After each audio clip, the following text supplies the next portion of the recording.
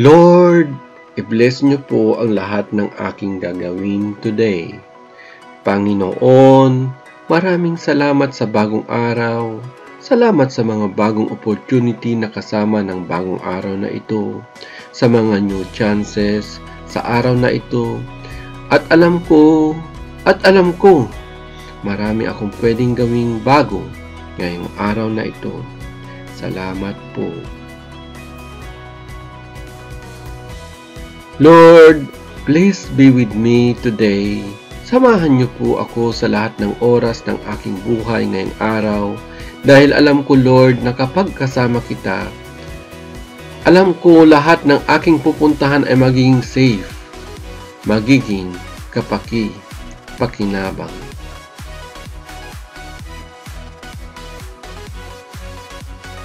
Ama naming makapangyarihan sa lahat, samahan niyo ako sa lahat ng aking pupuntahan at aasikasuhin.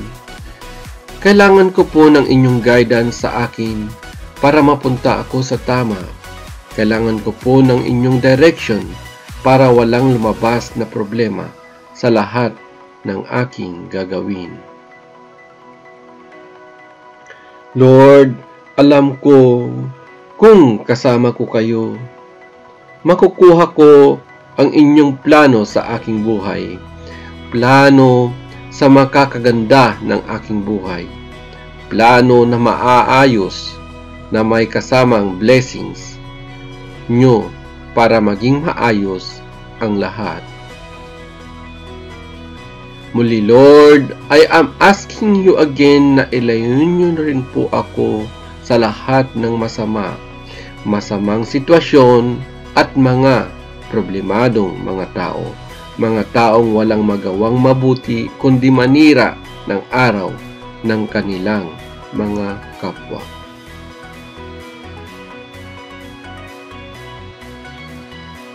Panginoon, samahan niyo po ako sa araw na ito. Patuloy ko pong dasal to please lead my life. Ikaw na, Lord, ang manguna. Ikaw na po ang bahala. Ikaw na po ang mag-alaga ng aking buhay.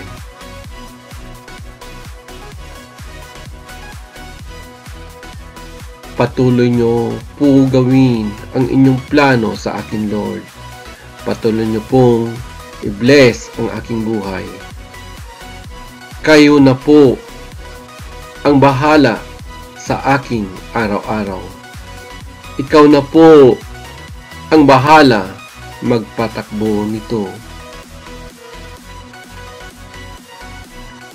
Alam ko po, kahit ako po ay nahihirapan sa buhay ko ngayon, alam ko po na hindi magtatagal ang mga problemang ito sa akin.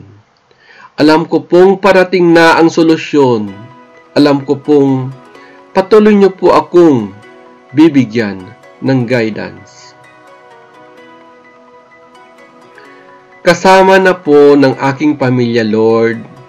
Huwag niyo po silang pabayaan at patuloy niyo po silang alagaan. Please give them guidance and protection also, Lord. Kayo na po ang bahalang gawing safe din ang kanilang mga araw-araw, Lord. Panginoon, salamat po sa inyong kabaitan. Salamat sa inyong pag-aalaga sa amin.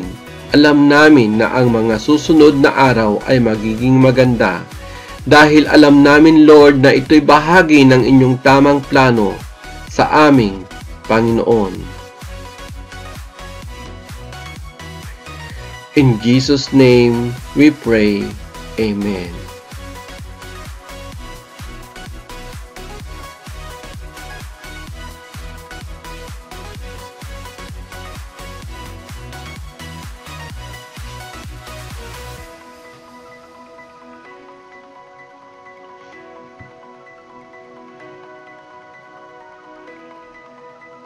You are my hiding place. You will protect me from trouble and surround me with songs of deliverance.